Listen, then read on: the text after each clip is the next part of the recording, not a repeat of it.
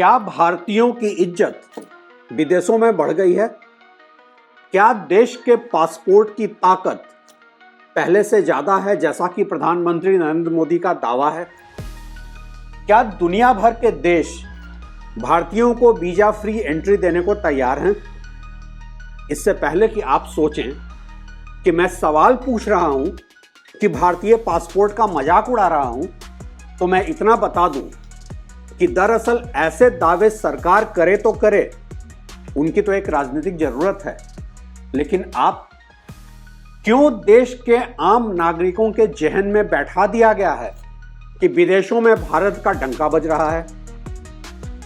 क्यों हम विश्व गुरु होने की आत्ममुग्धता में डूब चुके हैं?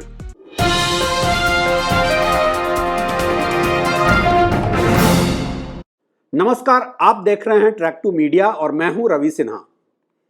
दरअसल ऐसे सवाल उठने लाजमी हैं क्योंकि मैं अपने आसपास जिन लोगों से मिलता हूं और शहरों के अपार्टमेंट में रहने वालों के मानसिक और बौद्धिक स्तर को हम लोग जानते ही हैं, तो वो मुझे बताना शुरू करते हैं कि प्रधानमंत्री नरेंद्र मोदी के शासनकाल में विदेशों में भारत की साख बढ़ी है। मैं तो अक्सर पूछे बिना नहीं रह पाता हूं कि कितने देशों में आप घूम कर आए हैं इस दरमियान? क्या कहा? कहीं नहीं। अच्छा, तो कितने देश में रहने वाले भारतीयों से आपकी बात होती है, फर्स्ट हैंड फीडबैक मिलता है? क्या कहा? वो भी नहीं।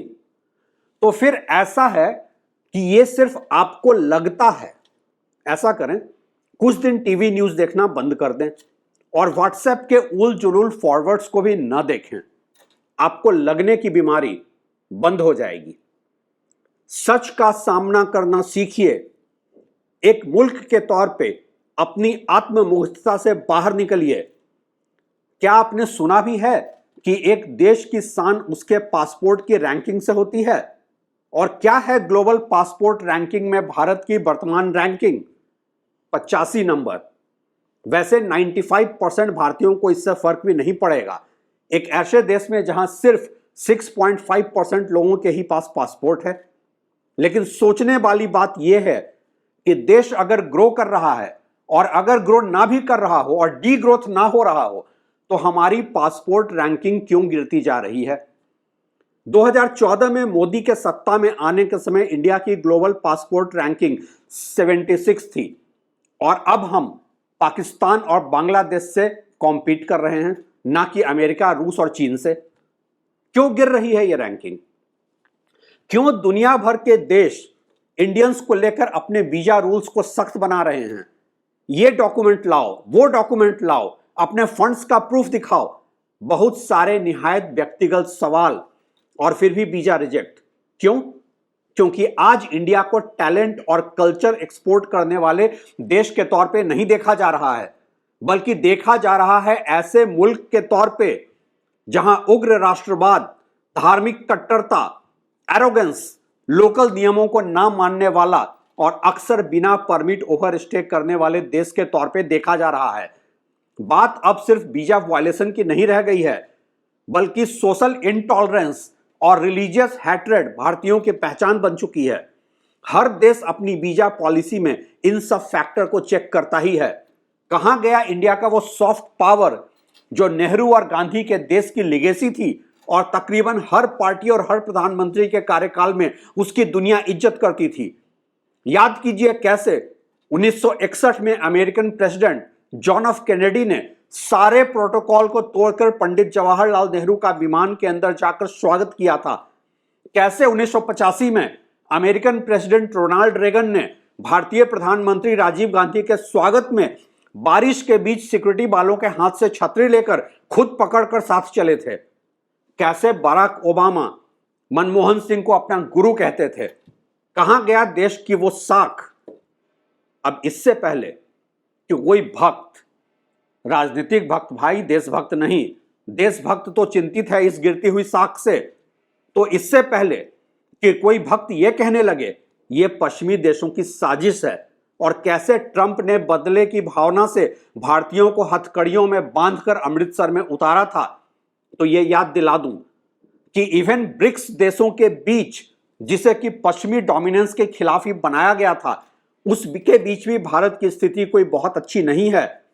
युद्ध की वजह से तमाम ग्लोबल सैंक्शन झेल रहे रूस की पासपोर्ट रैंकिंग 48 है, चाइना की 60वें नंबर पे है।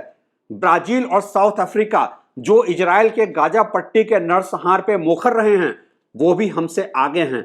ब्राजील 17वें नंबर पे है और साउथ अफ्रीका 46वें नंबर पे है।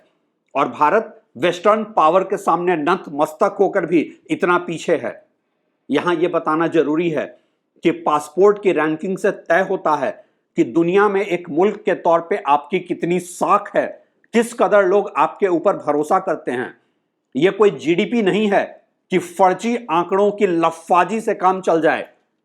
वैसे देश के विश्व गुरु सिंड्रोम को सबसे ज्यादा हवा देते हैं अप्रवासी भारतीय, जिन्हें यहां की रोजमर्रा की हकीकत से रूबरू नहीं होना पड़ता है। तो देखते हैं उनका क्या हाल है। एक मोहतरमा है अनीशा अरोड़ा, अमेरिका के न्यूयॉर्क में रहती हैं। उनके पास भारतीय पासपोर्ट है। अभी हाल ही में इंस्टाग्राम पर भारतीय पासपोर्ट को लेकर अनीशा के वीडियो ने सोशल मीडिया पर बहस छेड़ दी है। फ्लाइट में देरी की वजह से अनीशा की फ्रैंकफर्ट से कनेक्टिंग फ्लाइट मिस हो गई। फ्लाइट में अनीशा के साथ जो अमेरिकी नागरिक उड़ान भर रहे थे, उन्हें 5 स्टार होटल में फ्री मील्स के साथ ठहराया गया। वहीं अनीशा को कैप्सूल नुमा छोटे से रूम में ठहराया गया, क्योंकि अनीशा के पास भारतीय पासपोर्ट था और शेंजन का वीजा नहीं था।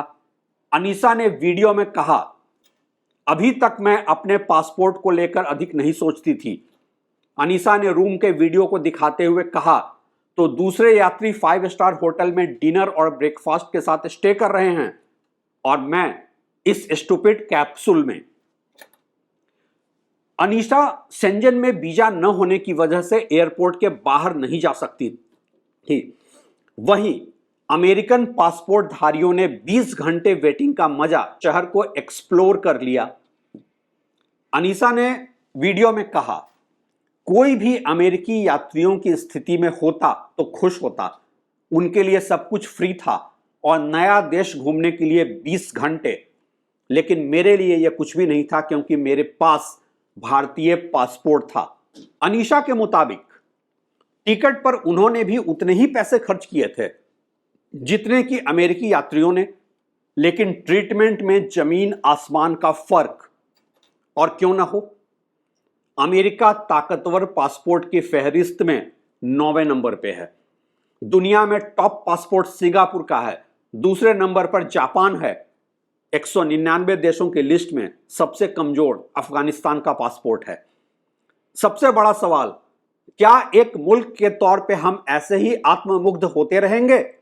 फर्जी विज्ञापनों से और पीआर के सहारे विदेशों में एनआरआईज की जुटाई भीड़ से, उसी के आधार पे गोदी मीडिया चैनलों के वाह मोदी जी वाह से, या फिर एक आत्म मंथन करेंगे कि एक देश के तौर पे हमारी कोई इज्जत क्यों नहीं है?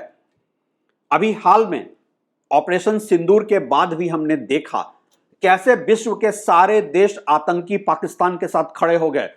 दुनिया भर से युद्ध के बीच और उसके बाद पाकिस्तान को ग्रांट मिलने लगा। कैसे एक आतंकी देश पाकिस्तान को यूनाइटेड नेशन सिक्योरिटी काउंसिल का प्रेसिडेंट बनाया गया। लेकिन नहीं, सवाल पूछना अब देशद्रोह है और दुनिया में उछाली जा रही देश की इज्जत पे चुप रहना देशभक्ति।